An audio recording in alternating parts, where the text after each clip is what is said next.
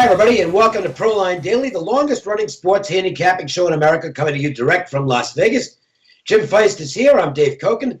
We've got a Game 5 in the NBA playoffs tonight, and not a full schedule, but what I think is an attractive schedule in baseball. Jim, 14-4-1 with your high-end inner circle baseball plays, and 111-71 as we head to the NBA finish line. Yeah, and we're down to it, Dave. Game 5, I mean, it could end tonight. Or did the, we're going to talk about it a little bit in a minute, but did the Cleveland Cavaliers create a doubt in the Warriors' mind that this is deja vu all over again, like last year? So we'll talk about that a little bit more. I have a big blowout game of the year. I had one on Saturday with the Yankees. Now listen to this score, 16-3 winner. When I give out these plays, they are winners. $49. I got an inner circle today. And in basketball, particularly college basketball, there are spots like that. In baseball, the emotional stuff really doesn't come into play very much. When it does, I think you've got to run with it in a big way because they're unusually strong plays. So I've got one tonight. It's my game of the month. It's $40. So take advantage of this one. I think it's a really, really good spot. The sharp guys are all over it. I got all over it quickly and got it out to my clients at a good price. It's still definitely worthwhile. So here we go. NBA Finals, the Warriors back home.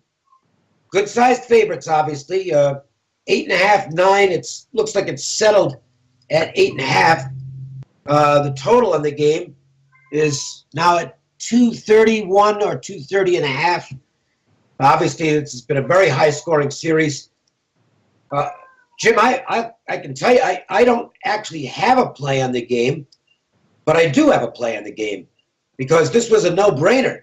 I have the Warriors to win in exactly 5 games at plus 250. So, obviously, I want Golden State to win the game tonight, but in this situation, there's just no doubt what to do here. I'm not big on hedging as a rule, but when you're just stupid not to, you have to do it. So I took the Cavaliers plus the points tonight. If the Cavaliers win the game straight up, then I'm dead even. It'll cancel out my Warriors in 5 bet. If Golden State wins the game and covers, I'll win the 250 and I'll blow back a unit on the Cavaliers. That's still a plus 150. And if the Warriors win, but the Cavs stay inside the number, that's a cleanup. That's plus 3.5 units. To me, there was no hesitation whatsoever what to do. When the line hit 9, I just took it, and I'm just going to sit back and watch. Other than that, I don't have anything on this game. I don't know, to tell you the truth. I mean, Golden State's the better team, but Cleveland's got life, and the pressure's on the Warriors here. Well, Dave, first of all, it was a perfect play on your part. You're in perfect position, and you have a fantastic middle situation and side situation because you got plus 250, and you can't lose any more than that with any single bet. So it's really a perfect situation. You did the right thing for sure. As far as the game is concerned, I never felt that it was going to be a 4 or 5 game series. I felt that the Cavs had enough weapons, could stay with this team for a period of time. I did not feel that the Cavs would win the series. I felt that the overwhelming talent is on the Warriors, and they did have home court advantage. Now, when you look back look at the first 2 games. There were total wipeouts by the Warriors on their home floor. Game 3 was a heck of a game, and the Cavs, in my opinion, should have won that game. They blew it. The last 2 minutes, they choked. Did a lot of wrong things. I'm not a big Tyronn Lue fan. I don't think he's that great a coach at this level. And I think they made some really stupid mistakes. But in any case, the Warriors are tough, and they came back, won that game. After that, it's hard to say what would have happened in Game 4 had the Cavs won Game 3. That's right. I doubt that the Warriors would have come out as lackadaisical as they did come out in Game 4 had they lost that game, Game 3, I mean. So I think you have to kind of not read too much into that. What the Cavs did in Game 4 was absolutely remarkable. They set all kinds of records. The scoring has been incredible. Defense doesn't exist. And the way the NBA is today is far different than it was years ago. So when they talk about who the better players are and who the better teams are, you're talking about generational differences, but you're also talking about rule change differences. You're going back to pre-3-point shooting, and you're talking about physical play. And today, I mean, if you had when I played basketball, of course I didn't play basketball at this kind of level, but anyway, the rules were the simple. You couldn't carry the ball, you couldn't walk. You get a step and a half. You don't get 4 like they do in the pros. A lot of things are really lackadaisical rule-wise, officiating-wise. But when you have a layup from 2 feet and you toss it out to the guy 30 feet away to shoot a 3, that's not good basketball, in my opinion. And it basically becomes a 3-point shooting contest. So the better team, I mean, the last game, I think we had 24, 25 3-point shots made by the Cavaliers, which was either tied the record or made the record. And that's a different kind of game. And if you get a team that's off for a while and doesn't hit those threes, then you get these tremendous, upsets, or not upsets, but blowouts, one way or the other. So right now, and you said it in the opening, did the Cavaliers create some doubt in the Warriors? So they were up 3-1 last year and blew it, and the Cavs won it. Now are the Golden State Warriors sitting there saying, this is deja vu all over again? Are we going to see this same thing? Can we stop them from hitting those threes? I mean, they got Darren Williams and Korver and Smith contributed a lot in that last game. And if the Cavaliers get that kind of bench help to go along with Love, Kyrie Irving, and LeBron, they're going to be very tough. So the question is, will the bench show up? Will those role players show up? Because if they do, you might see another upset. Well, I don't see it. From a straight-up standpoint, if I could have Golden State at pick, I might be more than willing to bet a lot of money on that. They had a bad game. They didn't play any defense. Prior to that, they've won 29 of their last 30 games. This team's, they're a monster. I can't compare eras because of what you just said. It's a completely different basketball game. They don't really run offense now, and that's, I'm sorry, and I'm not going to go off on a long rant, but in terms of team play, the 3-point shot was a terrible idea, and for me, it ruined the game of basketball because all it is now is dunk or shoot threes. And unfortunately, with the way point scoring is configured, that's the way you should play the game. I'm not, people who are critical of today's NBA players say, well, they don't know how to run offense. Well, they're not supposed to know how to run offense because that is the offense. Had the 3-point shot been in existence from the start of time in basketball, you never would have seen teams run offense like the Celtics and Lakers did back in the 80s or before, before the 3-point shot really became popular. It was in existence then, but it hadn't been exploited. But once coaches figured out that from a math standpoint, it makes more sense to shoot a lot of threes than it does to ever shoot a 15-foot jump shot. I mean, honestly, from a math standpoint, I don't care if it's open or not. A 15-foot jumper is actually not a very good shot. It doesn't make any sense. You're better off shooting threes. If you can knock those down, you shoot 33% from threes, it's like 50% on twos. It's that simple. So I can't compare eras, but I can tell you this. Golden State's been the best team in the league for 3 years running. They won it 2 years ago. You'll never convince me otherwise. They would have won it last year if they hadn't worn themselves out going for the record in the regular season, and Draymond Green got suspended in the championship series when it was 3-1. And they've been the much better team in this series, in my opinion. So I think Golden State wraps it up tonight. And my gut feeling is they're going to blow them out, but I'm going to hope that's not the case because I want to win both bets. But I think the Warriors are the superior team.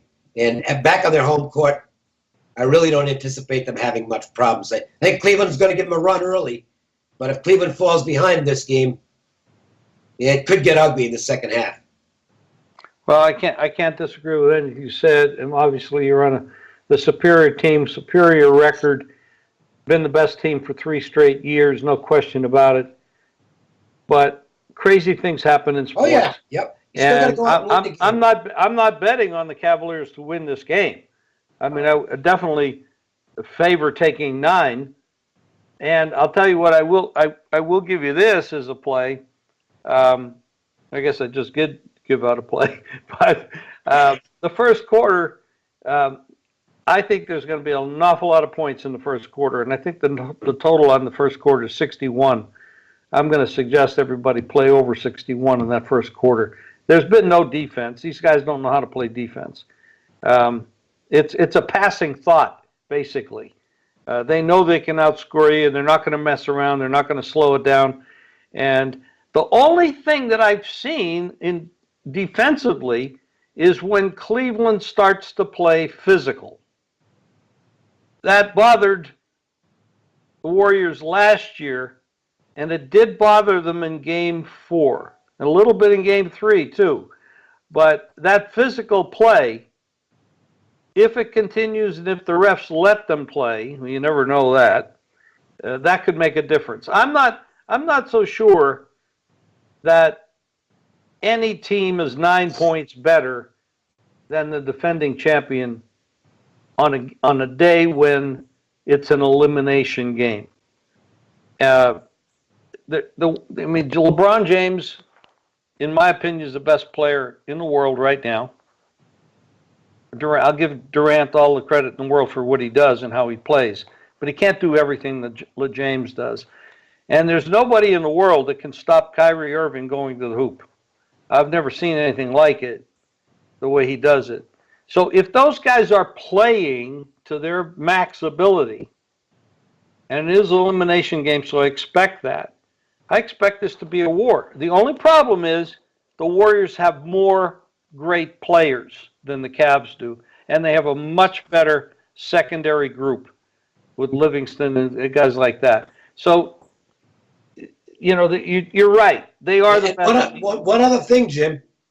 It does matter. The Warriors have lost 5 home games all year. The Cavaliers are just barely over 500 on the road. I think that does matter. Well, it does, Dave. Here's the problem I have with this, and we have agreed with this before. The regular season, and we're agreeing to disagree, actually, but we're actually agreeing also. The regular season in the NBA is nothing but preseason football in August. Yep. So I don't put any weight on that whatsoever. We knew who the 2 teams were going to be in the playoffs. We knew who the 2 teams were going to be in the championship game. We knew this all year long, barring major injuries. Those 2 teams were going to be here, and heck, they're here. Yep. So the NBA has got an issue. Now, their ratings are high, and they're making money, I guess, but there's other teams in this league that open the season, when they open up in August, November, they absolutely know they have no chance of being there. Yeah, I know. That is not good for franchises. It's not good for fans. It's not good for anything. And then you top it off. Oh, you're down in Memphis or you're down in Orlando, and the Cavs are coming in, the Warriors are coming in. But gee, we don't know if the Stars are even taking the trip. So the NBA has got some issues. They do. And they need to solve them, or I can solve them for them very quickly in one way. You want to make sure there's interest at all times, even if you know what's going to happen beforehand. Make sure there's legalized wagering in the games. Look, the NFL, you can take, and we're going to get into a baseball game, but I'll make this quick. You can take right now 20 teams for the 2017 NFL season, and they have no chance to get to the Super Bowl. More than half the league, they have no chance at all to get to the Super Bowl. But they're in every game because of point spreads and the enormous volume in terms of the number of people who bet on football in some fashion. It might only be fantasy football, but that's still betting. And that's why the NFL gets such big numbers, because every game has meaning. Every game. You can take the New York Jets. Right now, the Jets are going to be god-awful this year. You can take the Jets and Bears and make them play each other for all 17 weeks of the NFL season.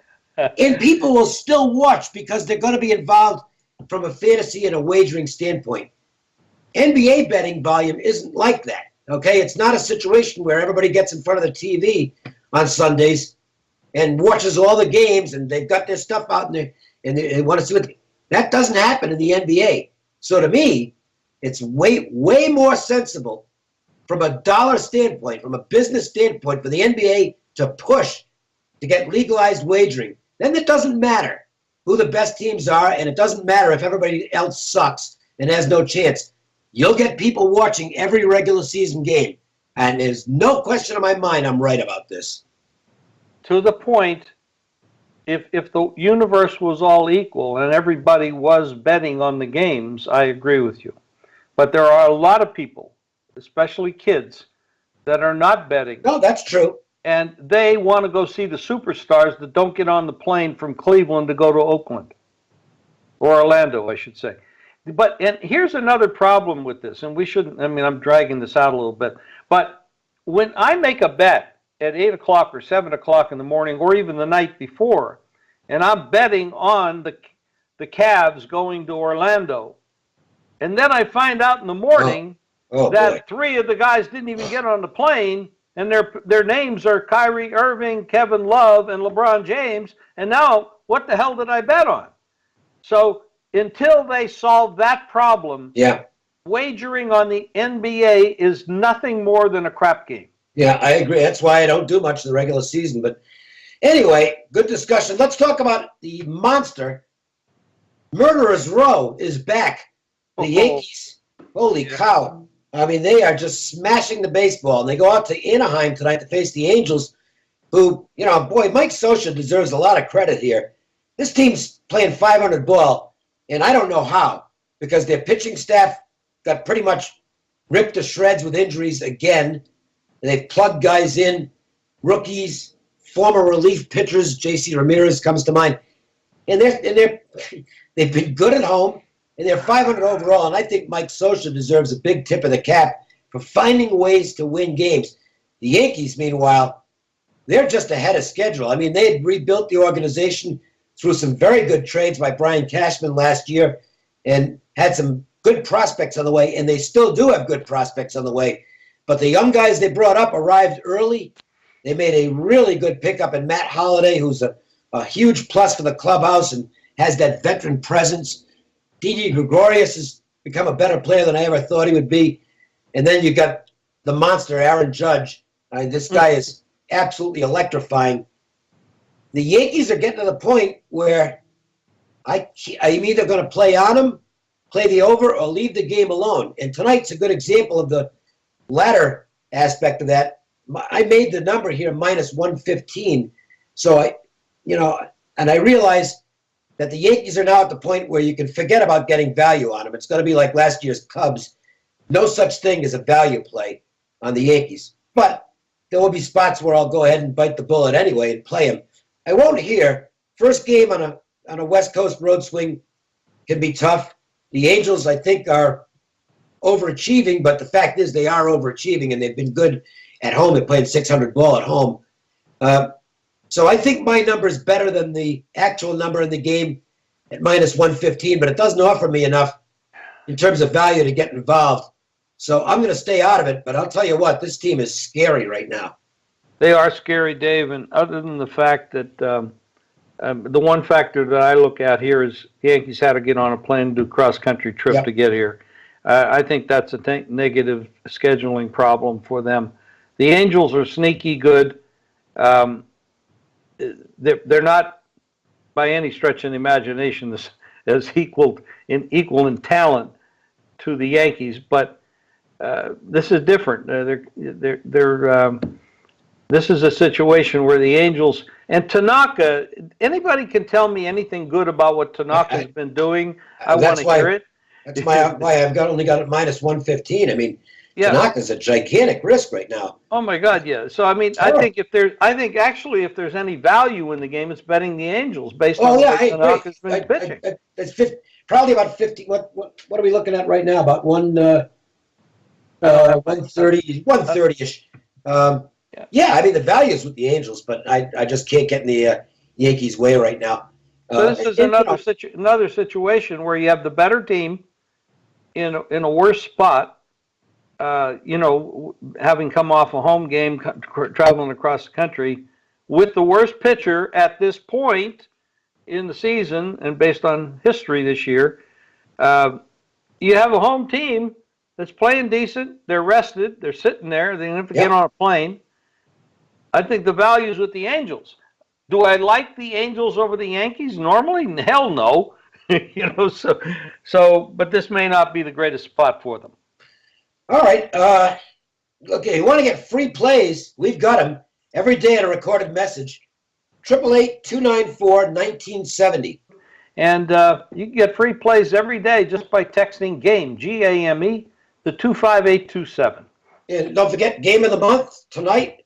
This is actually, I had a game of the month in April. I never did one in May. So, I don't do one unless I really like it. But I do like this game a lot. It's $40, and we've already got the free play out there today, Jim, because that over in the first quarter from you, we'll use that as the free play here on the program. So that's it. Thanks for joining us, and we'll see you tomorrow with another edition of Proline Daily from Las Vegas.